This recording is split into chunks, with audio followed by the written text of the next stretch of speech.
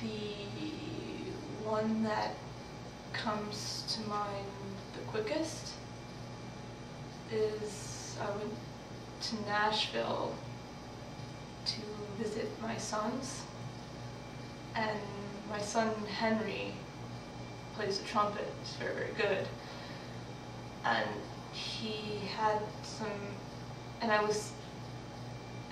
hadn't seen him for a year, and he had some honors recital. I bought him a trumpet when he turned 11, because I had a trumpet when I was 11, and I took to it like that, and he's super good. And he had some honors recital, and I was there, and I was like the divorced fucking father dude who's like some piece of shit to anybody that knows my son, my ex-wife, but I was there because I wouldn't miss that. I wouldn't miss that at all. Because, I mean, the trumpet for me was like my foundation, probably the biggest part. And here's my kid, he's playing some solo in front of a bunch of people. So I brought my trumpet down and asked him if he wanted, because we would do duets, you know, very awkward, because in a lot of ways he doesn't really know me at all, but I brought my trumpet and I asked him if he wanted to play it, you know, because my trumpet was way better than the one I sent him for me. And I asked him if he wanted to play it, and you know, we tried it, and he did. So he's playing it, and I'm sitting in the audience, and there's like some cello girl, some clarinet kid, some violin person, and then there's Henry. And he was wearing this stupid blue shirt, and he had this tie.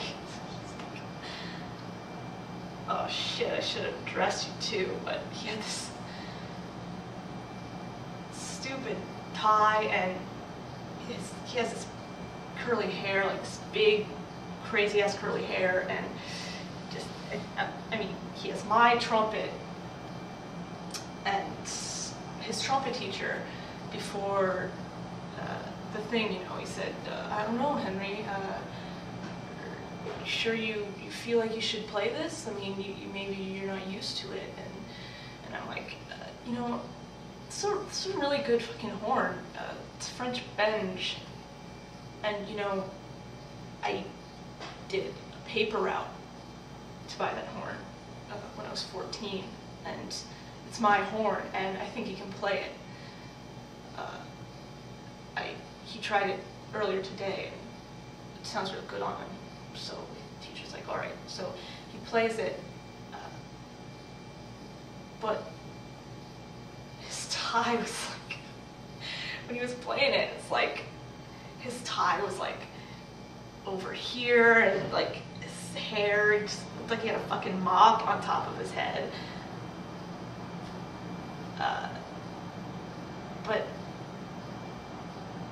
you know, I wasn't embarrassed, not at all. But I was like, you do not look like, you know, the chick, the 14-year-old chick with the cello and her black dress, you know, doing everything perfect. You look like a scumbag, but you're playing better than anyone else. And it was funny to me. But I cried. I cried. Out of like complete pride and nostalgia, because I would have been that same kid, you know. I mean, when I was in band, when I was in 8th, I mean, it was the best thing I ever did. And it's like, my constitution was to play the horn. I was better at it, still a better musician than I ever will be, probably, an artist. But, you know, so my kid's up there, and it was really interesting to see. Not interesting, but heartbreaking. But if heartbreaking could be good, right? If heartbreaking could be good, like if you watch something or you see something that's so heartbreaking because it's so joyous and it's so happy that it makes you cry, because you realize there's something in you that takes away whatever hardness or meanness you might have and just fills you with complete joy, and that makes you cry, and you feel somehow ridiculous because you realize you are crying, and that's the best way to cry. Not out of sorrow, but he was awkward looking.